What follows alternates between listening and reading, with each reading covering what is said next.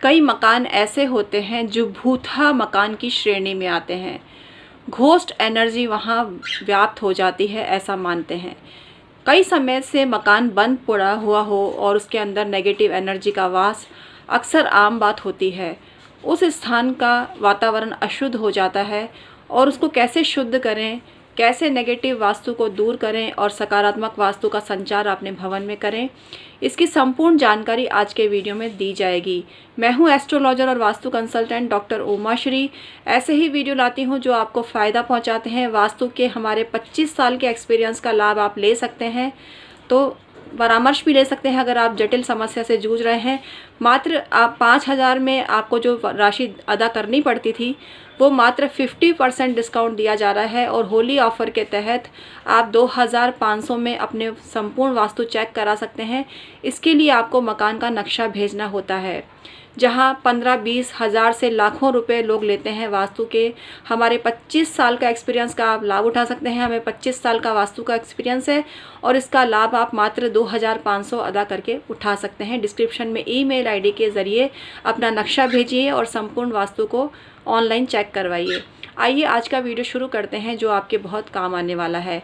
अगर घर में ईशान कोण में भारी भरकम सामान रखा है या भारी भरकम आपने कचरा स्टोर कर दिया है, वो भूतहा मकान की प्रमुख वजह होती है। यानी नकारात्मक एनर्जी उस घर में विशेष रूप से व्याप्त करती है जिस मकान का ईशान कोण दूषित होता है। अगर आपका रसोई घर बहुत बड़ा है, ये भी बहुत बड़ा वास्तु दोष होता है। विशेष रूप से वास्तु के हिसाब से जो दिशा निर्धारित की गई है, यानी अग्नि कोण निर्धारित की गई है या वायव्य कोण निर्धारित की गई है, इन दोनों ही दिशाओं को छोड़कर आपने अन्यत्र रसोई घर बहुत बड़े अमाउंट में बना रखा है, ये भूतहा मकान की प्रमुख वजह होती है। उस मकान में भय होता है, डर लगता है, ऐसा माना जाता है। बहुत लंबे समय से आपने रसोई की सफाई नहीं की है, ये नेगेटिव एनर्जी को दर्शाती है।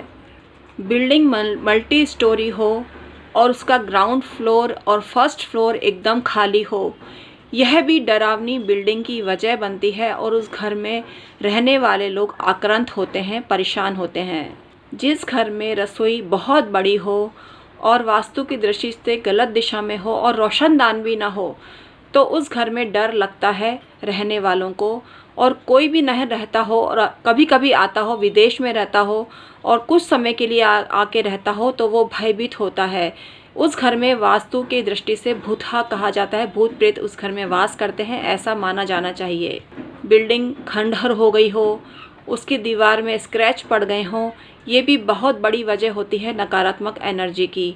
अगर उस घर में रहने वाले बच्चे दीवार पे पेंसिल से स्केच मार्क डालते रहते हों या कोई आकृति बनाते रहते हों, उस घर में भी भय व्याप्त होता है।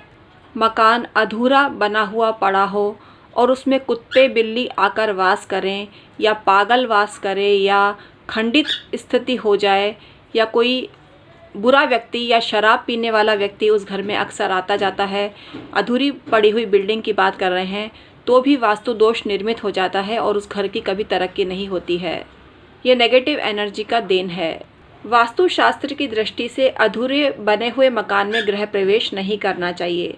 अगर अर्जेंसी हो तो अपने शुभ चंद्र बल को देखें और अर्जेंसी में आप गृह प्रवेश करते हैं तो आपको कोई नुकसान नहीं होता, लेकिन सही माह में आपको गृह प्रवेश करना चाहिए।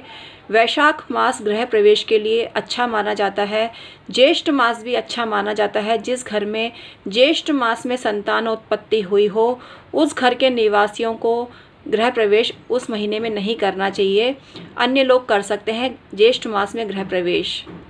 जिन लोगों का ज्येष्ठा नक्षत्र का जन्म है और ट्विंस हैं, उनको भी गृह प्रवेश ज्येष्ठ मास में नहीं करना चाहिए। फाल्गुन मास में भी गृह प्रवेश अच्छा माना जाता है। माघ मास में भी गृह प्रवेश कर सकते हैं।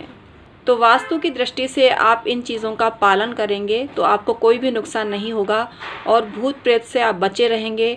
अपने घर को सही रखें और अगर आप उस घर में नहीं रहते हैं तो उस घर को सेल आउट कर दीजिए, इससे भी आपकी समस्या दूर हो जाएगी। जिस भी घर में आप रहें उसमें सकारात्मक वस्तुएं रखें डेकोरेशन के रूप में, तो आपको फ़ायदा होता है। ईशान कोण जल का स्थान है, वहाँ जल का व्यवस्था करें तो आपको लाभ होता है। साउथ वेस्ट भारी भरकम होना चाहिए तो आपको फ़ायदा होता है। अगर अग्नि कोण में आपकी रसोई हो या वायव्य कोण में आपकी रसोई हो तो आपको लाभ मिलता है। अन्य दिशाओं में रसोई ना बनाएं, या वास्तु दृष्टि से आपकी रसोई गलत दिशा में है तो ऐसी व्यवस्था करें कि उसका जिसमें आपने रसोई बना रखी है उसके अग्नि कोण में आप रसोई गैस स्थापित करें तो आपको फ़ायदा होता है। आपके घर के ईशान कोण में मंदिर बनाएं। अग्नि कोण में या दक्षिण की दिशा में आप भंडार गृह बना सकते हैं।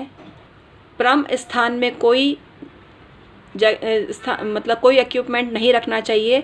ब्रह्म स्थान खाली रहना चाहिए, तभी आपको फ़ायदा होता है। घर में तुलसी का पौधा अवश्य लगाएं। काले धतूरे का पौधा लगाएं तो आपको लाभ होता है। श्वेतार्क का पौधा भी आप लगा सकते हैं। ये शत्रु बाधा से या तंत्र बाधा से आपकी सुरक्षा करता है। तो आज हमने आपको संक्षेप में थोड़ा वास्तु बताया। और भी वास्तु संबंधी जानकारी लेकर आएंगे आपके सेवार्थ। आप फ्री फोकट में ये जानकारी प्राप्त कर सकते हैं। अगर आप वास्तु से संबंधित फीस नहीं देना चाहते हैं तो आप हमसे रिक्वेस्ट कर सकते हैं कि किस विषय पे आप वास्तु से संबंधित जानकारी प्राप्त करना चाहते हैं, तो हमको कमेंट बॉक्स में लिखकर अवश्य ही अवगत कराएं। आज का वीडियो समाप्त करते हैं, फिर हाजिर होंगे नए वीडियो के साथ में। तब तक के लिए सुखी रहिए, संपन्न रहिए। Thank you so much.